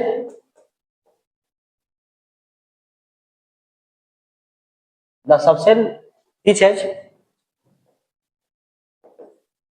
lowest value of n, value n, समझे ना, मैं समझ में आया होगा आपको। रुकिए, मैं मान लेता हूं कि यहाँ 2s हो गया, 2s, यहाँ मैं 2s नहीं लेके यहाँ 3s लेता हूँ, क्या लेता हूँ, 3s, और यहाँ मैं लेता हूँ 2p, क्या लेता हूँ, 2p, इसका n प्लस एल रूल निकालो तो कितना होगा, तो n प्लस एल रूल से निकालो तो यहाँ 3 प्लस ये क्या होगा 0, इसका वैल्यू जो आएगा कितना आएगा 3, और इसका कितना आएगा 2 प्लस यहाँ 1, यहाँ भी कितना आएगा 3, यहाँ भी 3 आएगा, n प्लस एल से यहाँ आएगा, इलेक्ट्रॉन किसमें भराया जाता है, इसमें, क्योंकि यहाँ n का वैल्यू क्या है 2 है, यहाँ n का वैल्यू क्या है 3, सबसे पहले इलेक्ट्रॉन इसमें जाएगा, उसके बाद इसमें आएगा, बात समझ में आ गया। अगर इसको पहले डिटेल में पढ़ते हैं, चलिए इसको फिर से, इसको पहले आप स्क्रीनशॉट लीजिए, ठीक है, ताकि आपको समझ में आ जाएगा। मैं बोल रहा हूं कि अगर n इज इक्वल टू, अगर आपके पास यहाँ 1 है, तो मैंने पढ़ा हूं n इज इक्वल टू, तो n इज इक्वल टू आपके पास यहाँ होगा, तो यहाँ 1s होगा, अगर n इज इक्वल टू आपके पास 2 होगा तो यहाँ क्या होगा 2s होगा, यहाँ 2p होगा, अगर n इज इक्वल टू आपके पास 3 होगा तो यहाँ 3s, यहाँ 3p, यहाँ 3d होगा, ठीक है, अगर n इज इक्वल टू आपके पास 4 होगा तो यहाँ 4s, यहाँ 4p और यहाँ 4d होगा, यहाँ 4f होगा, है ना, ऐसे करके आता है। अगर n इज इक्वल टू आपके पास 5 है तो यहाँ क्या होगा 5p होगा, 5s, 5s, यहाँ 5p, यहाँ 5d, यहाँ 5f, या फिर स्कूल से ले सकते थे, कोई दिक्कत नहीं था। तो यहाँ मैं बात करूँ तो यहाँ निकालो n प्लस एल रूल से, तो क्या होगा n plus L, n plus L मतलब 0 प्लस यहाँ 1, नहीं भैया क्या क्या लिखा हुआ है, 0 क्यों लिखा हुआ है, यहाँ 1 होगा, कितना होगा 1 प्लस 0, तो ये जो वैल्यू आएगा आपके पास कितना आएगा 1 आएगा, यहाँ 2 प्लस यहाँ 0, n प्लस एल से, n प्लस एल लिख सकते हैं, ठीक है, n प्लस एल रूल से, है ना, तो यहाँ कितना आएगा 2 आएगा, ठीक है, यहाँ कितना आएगा 2 प्लस यहाँ 1, तो यहाँ आपके पास कितना है 3, यहाँ 3 प्लस यहाँ 0, तो यहाँ कितना आएगा 3, n यहाँ 3 प्लस यहाँ 1 यानी कितना आएगा 4, यहाँ 3 प्लस यहाँ 2 यानी कितना आएगा 5, समझे, अगर मैं समझूं यहाँ क्या होगा, यहाँ 4 प्लस यहाँ 0 यानी कितना होगा 4, यहाँ 4, तो आपके पास ऐसे करके जाएंगे एरो करके, तो ये 1 होगा, फिर 2 होगा, फिर 3 होगा, यहाँ फिर 3 आएगा, क्योंकि ये और ये दोनों सेम हो, दोनों का देखो एनर्जी लेवल क्या है, सेम है, लेकिन इसमें n का वैल्यू क्या है छोटा, इसी पहले इसमें जाएगा, उसके बाद इसमें आएगा, फिर क्या होगा ऐसे करके जाएगा और फिर ऐसे करके घूम के आएगा, क्योंकि यहाँ 4 है, यहाँ भी 4 है, तो इसमें पहले इनपुट जाएगा, बात समझे ना, तो इस तरह से आपका जाएगा एनर्जी लेवल। अगर मैं फिर से इसको लिखूं तो इसको आप कंप्लीट कर सकते हैं, अगर मैं इसको फिर से लिखना प्रयास करूं तो ऐसे लिख सकता हूं, देखो मैंने एनर्जी लेवल, स्कूल, यहाँ public school, Delhi public school, famous Delhi public school, देखो यहाँ अगर 1 है 1, यहाँ 2 हो गया, यहाँ 3 हो गया, यहाँ 4 हो गया, यहाँ 5 हो गया, यहाँ 6 हो गया, यहाँ 7 हो गया, यहाँ देखो यहाँ 2 हो गया, यहाँ 3 हो गया, यहाँ 4 हो गया, यहाँ क्या हो गया 5 हो गया, यहाँ 6 हो गया, ठीक है, इस तरह से, और यहाँ क्या होगा 3D हो गया, यहाँ 4D होगा, यहाँ क्या होगा 5D हो गया, यहाँ 3, यहाँ 4F हो गया, है ना, इस तरह से लगेगा। अगर मैं n प्लस एल रूल से निकालूं तो इसका कितना होगा, यहाँ 1 प्लस यहाँ 0 होगा, तो यहाँ आपके पास आएगा 1, यहाँ 2 प्लस यानी 0, तो ये क्या हो गया आपके पास 2, यहाँ देखो मैं 2 प्लस यहाँ क्या होगा 1 यानी क्या होगा 3, यहाँ 3 प्लस अगर 0 हो गया तो क्या हो गया, अरे 3, भैया कैसे निकाल रहे हैं सब, अरे भैया n प्लस एल, तो n प्लस एल तो 3 प्लस s के लिए 0, ठीक है, यहाँ 3 प्लस यहाँ 1 होता है, p के लिए 1 होता है ना, तो ये 4 हो गया, यहाँ 4 प्लस यहाँ 0 यानी क्या हो गया 4 हो गया, यहाँ 3 प्लस यहाँ कितना हो गया 2 यानी कितना हो गया 5 हो गया, यहाँ 4 प्लस यहाँ 1 कितना हो जाएगा आपके पास 5 हो गया, यहाँ 5 प्लस यहाँ 0 आ गया, कितना हो जाएगा 5 हो गया, है ना, तो यहाँ देखो यहाँ 4 प्लस अगर 2 में पुट करूँ तो यहाँ कितना हो जाएगा 6 हो गया, यहाँ 5 प्लस अगर 1 पुट करूँ तो कितना हो जाएगा, यहाँ 6 हो जाएगा, 6 प्लस यहाँ 0 करूँ तो कितना हो जाएगा 6, यहाँ 4 प्लस यहाँ 3 पुट करूँ तो यहाँ कितना हो जाएगा 7, ठीक है, यहाँ 5 प्लस अगर 2 में पुट करूँ तो कितना हो जाएगा 7, इस तरह से आप सॉल्व ऑन कर सकते हैं, ठीक है, तो आपका देखो यहाँ एनर्जी लेवल यहाँ ये इससे कम, ये इसमें पहले इलेक्ट्रॉन भराएगा उसके बाद इसमें भराएगा, यहाँ थ्री टाइप करके तो n इक्वल टू ये छोटा होगा, ऐसे करके जाएगा। इस तरह से एनर्जी भराएगा, बात समझे ना, ऐसे इस तरह से आपको जहां तक भरना होगा भर सकते हैं, ठीक है। तो इस तरह से आप इलेक्ट्रॉन को फिल कर सकते हैं, बात समझ में आ गया। चलिए अब हम लोग पढ़ना है maximum multiplicity rules. n+l rule समझ में आ गया। अब आइए मैक्सिमम मल्टीप्लिसिटी, चलिए लिख के लाया हूं ताकि बहुत लंबा लेक्चर ना बने इस तरह से, वैसे लंबा हो गया होगा लेक्चर, है ना। Hund's rule maximum rules, Hund's maximum multiplicity rules, ये में कहता है, यहाँ क्या बोलता है, it state that the pairs of electrons in the orbitals belongs to the same subshell, मतलब सबसेल में होगा एक ऑर्बिटल में एटलीस्ट 2 ही इलेक्ट्रॉन्स होगा, क्या होगा, कम से कम 2 ही इलेक्ट्रॉन्स होगा, एटलीस्ट एटमोस्ट और ज्यादा 2 ही इलेक्ट्रॉन्स होगा, उसमें से क्या होगा, and does not and the takes place until each orbitals belonging to the subshell and the singly occupied with electrons। यानी Wundt मैक्सिमम मल्टीप्लिसिटी ये बताता है कि आपका इलेक्ट्रॉन एक एक करके अगर इलेक्ट्रॉन पूरा भर जाएगा उसके बाद ही पेयरिंग करना है, ये आपका Wundt रूल कहता है। क्या बोलता है, and this rule state that the pairings of electrons in the orbitals belonging to the same subshell does not take place and the bit until which each orbitals belonging to that subshell is singly occupied with electron। अगर electron एक एक करके नहीं भराएगा तब तक इसको नहीं होगा। जैसे मान लेते आपके पास यहाँ मैं 2p यहाँ 5 लेता हूँ, इसको भरूंगा क्या भरूंगा, यहाँ p के लिए मैं जानता हूँ कि यहाँ आपके पास क्या होता है, ठीक सिंगली, तो यहाँ देखो 6 है तो इलेक्ट्रॉन भरेंगे, तो यहाँ किसका, ये 2p है मेरे पास, तो यहाँ 2p यहाँ 5 लिखूंगा, यहाँ 1 फिर 2 यहाँ फिर 3, उसके बाद पेयरिंग करना, पहले एक एक करके भरना, उसके बाद 3 4 और एक यहाँ 5, ये आपका सही हो गया, ठीक है। इस तरह से आप भर सकते हैं, ठीक।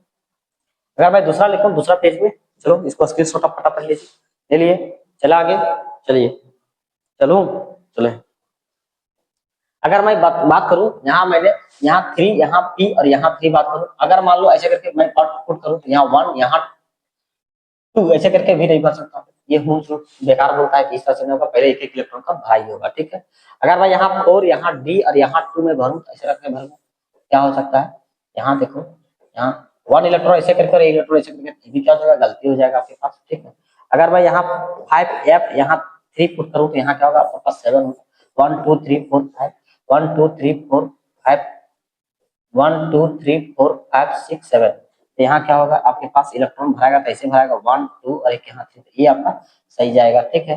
अगर मैं और बात करूं तो यहाँ क्या करूं, यहाँ 3d, अगर यहाँ मैं 7 पुट करूं तो क्या होगा, यहाँ d का वैल्यू यहाँ देखो 1 2 3 4 5, यहाँ 7 हो गया, यानी क्या हो गया 7 हो गया, तो यहाँ 1 हो गया, यहाँ 2 हो गया, यहाँ 3 हो गया, यहाँ 4 हो गया, यहाँ 5 हो गया, यहाँ 6 हो गया, यहाँ 7 हो गया, यहाँ 8 हो गया, यहाँ 7 तक, तो ऐसे करके इस तरह से भर सकते हैं, ठीक है।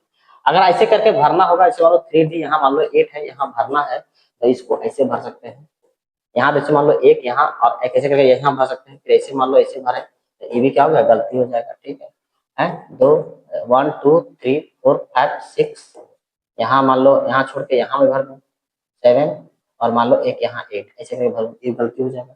इस तरह से नहीं भरना है, पहले एक एक इलेक्ट्रॉन को भरना है, उसके बाद पेयरिंग करना है, मेरे भैया मेरे दोस्त, समझ में आ गया। चलो चलिए, ये बोलता है कौन, Wundt रूल। क्या बोलता है Wundt रूल, क्या बोलता है, एक एक इलेक्ट्रॉन को भरो और उसके बाद आप पेयरिंग करो, ठीक है। ये बोलता है आपका Wundt रूल, ठीक है। चलो पोली बोलता है कि आपके पास इलेक्ट्रॉन्स एक मतलब एक ऑर्बिटल्स में एटलीस्ट 2 ही इलेक्ट्रॉन्स, मतलब एटमोस्ट 2 इलेक्ट्रॉन्स होगा, लेकिन आपके पास जो होगा आपके पास जो 2 इलेक्ट्रॉन्स होगा उसका क्वांटम नंबर डिफरेंस होगा सबका। तो देखो तो बोलता है this principle state that 2 electrons in an atoms can have the same value रहेगा, लेकिन आपका 4 quantum numbers of an orbital is accommodate maximum 2 electrons with opposite spins. और यहाँ बोलता है पॉली बोलता है कि आपका जो है ना ये चारों क्वांटम नंबर सेम नहीं हो सकता, ये भी बताता है, ठीक है। जैसे मान लो मैं करता हूँ यहाँ 3p यहाँ 2 के बारे में या 3 के बारे में बात करता हूँ, तो यहाँ कितना हो जाएगा, आपके पास p होगा, यहाँ 1 बात करूँ तो यहाँ आपके पास इलेक्ट्रॉन्स 1 2 यहाँ 3 होगा। यहाँ अगर क्वांटम नंबर बात करूँ तो ये क्या है आपके पास, ये देखो ये आपके पास n इज इक्वल टू यहाँ 3p है, तो यहाँ n इज इक्वल टू क्या होगा, n इज इक्वल टू इसके लिए मैं बात करूँ तो अलग लिखता हूँ, यहाँ 3 होगा। अगर इसके लिए बात करता हूँ और एक इसके लिए बात करता हूँ, ठीक है, तो n इज इक्वल टू यहाँ 3 होगा, तो यहाँ l इज इक्वल टू मैंने बात करूँ तो p इज इक्वल टू 1 होगा। यहाँ क्या होगा, n इज इक्वल टू आपके पास भी 3 होगा, l इज इक्वल टू भी आपके पास 1 होगा।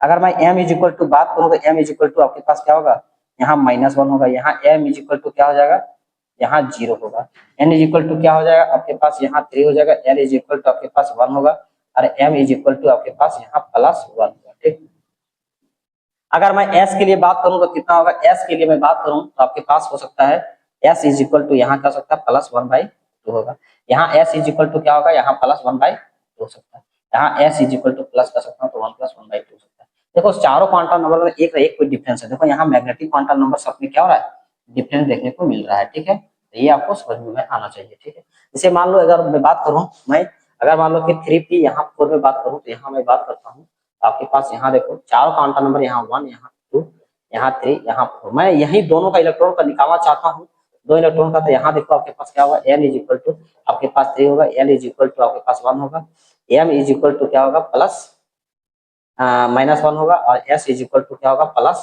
+1/2 होगा, यहाँ n इज इक्वल टू क्या होगा 3 हो जाएगा, l इज इक्वल टू 1 होगा, m इज इक्वल टू -1 होगा, और s इज इक्वल टू -1/2 होगा। इस तरह से वैल्यू आपका अलग अलग होगा, बात समझे ना, मतलब दोनों इलेक्ट्रॉन्स एक ऑर्बिटल्स में 2 ही इलेक्ट्रॉन होगा, लेकिन अपोजिट स्पिन होगा, लेकिन चारों क्वांटम नंबर सेम नहीं होगा, ये देख सकते हैं यहाँ आप। ठीक है, इसको फटाफट आप स्क्रीनशॉट लीजिए, उसके बाद हम लोग आगे चलते हैं और इसके बारे में पढ़ते हैं। चलो ठीक है, मतलब समझ में आ गया आपको। ठीक है, अलग अलग हो सकता है, अगर सेम हुआ तो वो क्या होगा, गलती हो जाएगा। ठीक है, ये हुआ पॉली, ये हो गया पॉली। अब आगे क्या है देखता हूँ, अब आगे क्वेश्चन है, तो आपको समझ में आ गया होगा क्या है नहीं है। चलिए क्वेश्चन बनाते हैं। Which of the plane sets of the quantum number is not allowed, नहीं अलाउड करता है।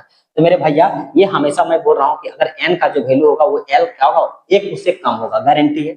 m का वैल्यू होगा इससे क्या होगा, इसके इक्वल होगा, इससे बड़ा नहीं हो सकता है, ये +- होगा, तो ये तो आपको सही हो गया।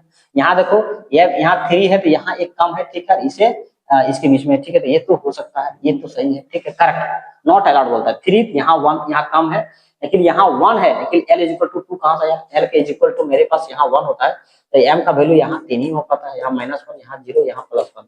ठीक है, तो यहाँ ये नहीं होगा। ठीक है, अच्छा ये देखो 3 होगा, ये भी l इज इक्वल टू 3 होगा, तो यहाँ कैसे होगा यार, कैसे, अच्छा नहीं नहीं, यहाँ ये हो सकता है यार, क्यों, क्योंकि यहाँ देखो यहाँ l इज इक्वल टू 3 है। ठीक है, ये हो सकता है, क्या होगा, ये हो सकता है, क्योंकि l is equal to, l is equal to 2 पे भी हो सकता है ना। यहाँ देखो n is equal to 3, l is equal to 3, ये नहीं हो सकता, कभी नहीं हो सकता है। तो ये क्यों होगा, क्योंकि l इज इक्वल टू 2 पे ये तो दिखेगा ना, ये नहीं होगा, यानी आंसर क्या हो जाएगा, ये होगा। ठीक है, यानी आपका ऑप्शन नंबर सी होगा। ठीक, ये देखो यहाँ इससे कम है, इसके बाद ये होगा। ठीक, तो इस तरह से आपका क्वेश्चन बना सकते हैं। क्लियर हो गया, आगे चले चले, चलिए। अच्छा आगे कहाँ है, यहाँ क्वेश्चन नंबर 2 देखिए क्या बोलता है, given below are the quantum numbers of the 4 electrons. देखो क्या होगा, 4 इलेक्ट्रॉन के लिए देखो 4 इलेक्ट्रॉन्स। अच्छा ये क्या है यार, क्वेश्चन सबका गलती नहीं दिया है क्या, यहाँ मैंने 4d लिखना चाहिए था। 4 इलेक्ट्रॉन के लिए कौन सा होगा, 4 इलेक्ट्रॉन है उसके लिए कौन सा एनर्जी होगा। चलो एनर्जी यहाँ बोल रहा है, एनर्जी ऑर्डर बताने बोल रहा है। तो यहाँ देखो मेरे भैया, यहाँ क्या है 3 है, तो 3, और यहाँ क्या है d, तो 3d होगा। ये क्या है 4, यहाँ 4 है तो 4 है, और ये क्या 1 है तो 4p होगा। यहाँ क्या है 4, और यहाँ क्या है d है, यहाँ क्या है ना 3, और यहाँ p है। एनर्जी लेवल अगर मैं बात करूं तो मेरे क्या होगा, n + l रूल से, तो 3 to 5, 5 हो गया, यहाँ 5 भी हो गया, यहाँ भी कितना हुआ 6 हुआ, तो सबसे पहले कौन होगा 6 होगा। यहाँ कितना होगा सबसे, अच्छा कम, ये सबसे ज्यादा हो गया, उसके बाद क्या होगा, यहाँ 5 होगा, 4 और 1 5, यहाँ 3 to 5, और यहाँ 4 हुआ, सबसे लास्ट को कौन होगा 3p होगा।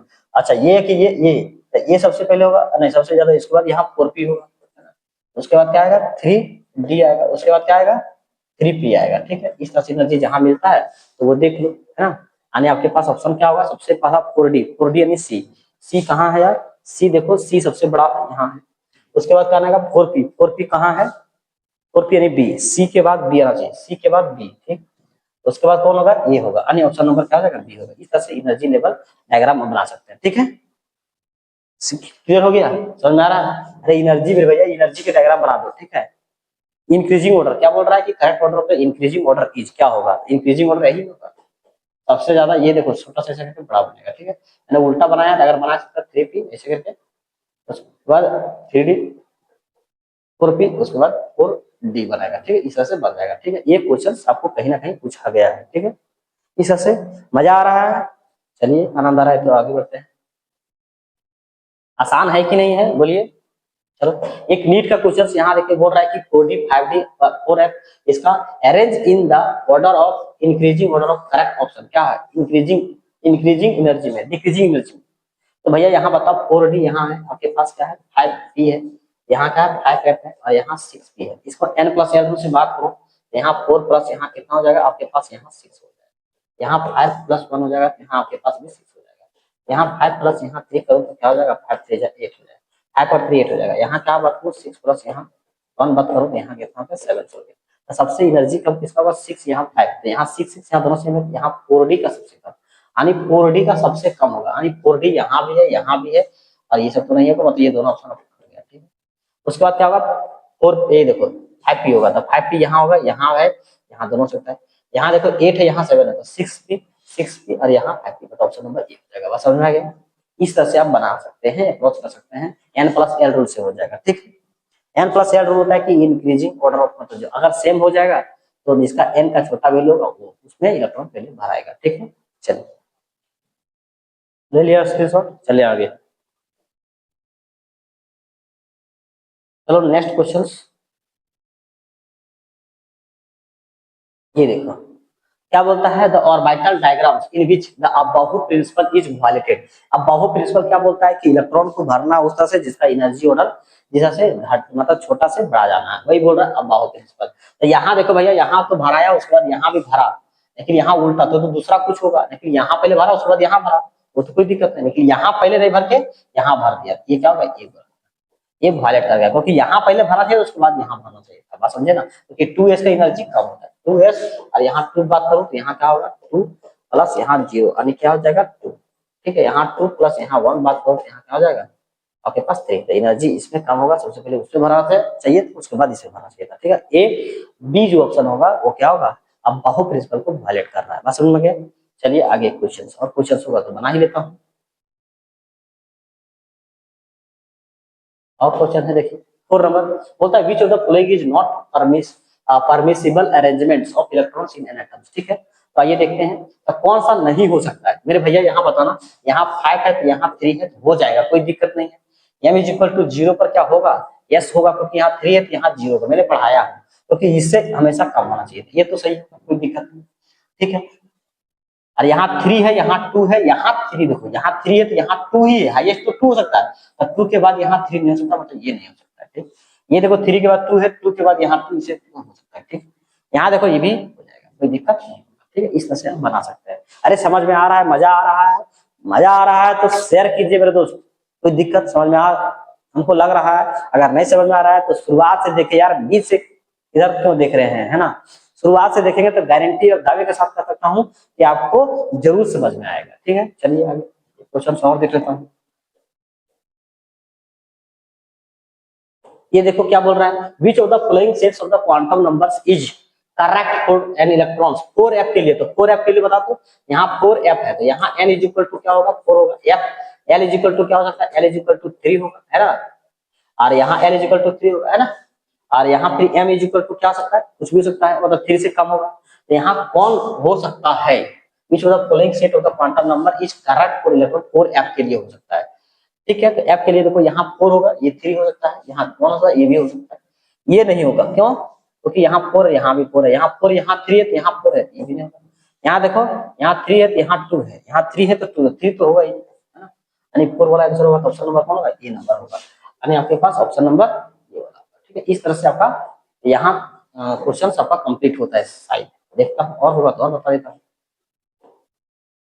चलिए यहीं तक हो गया और आज का लेक्चर यहीं तक पूरा क्वांटम कंप्लीट हो गया। कैसा लगा आप कमेंट करके जरूर बताइए ताकि हमको भी पता चल सके कि मैंने किस तरह किस लेवल तक मैंने पढ़ाया मैंने हर एक चीज को मैंने लिख कर समझाया ठीक है। और अगर समझ में आया हो तो अपने दोस्तों के पास शेयर कीजिए और चैनल को अगर फर्स्ट बार विजिट कर रहे होंगे तो उसको सब्सक्राइब कीजिए। थैंक यू मिलते हैं नेक्स्ट क्लास में। Thank you.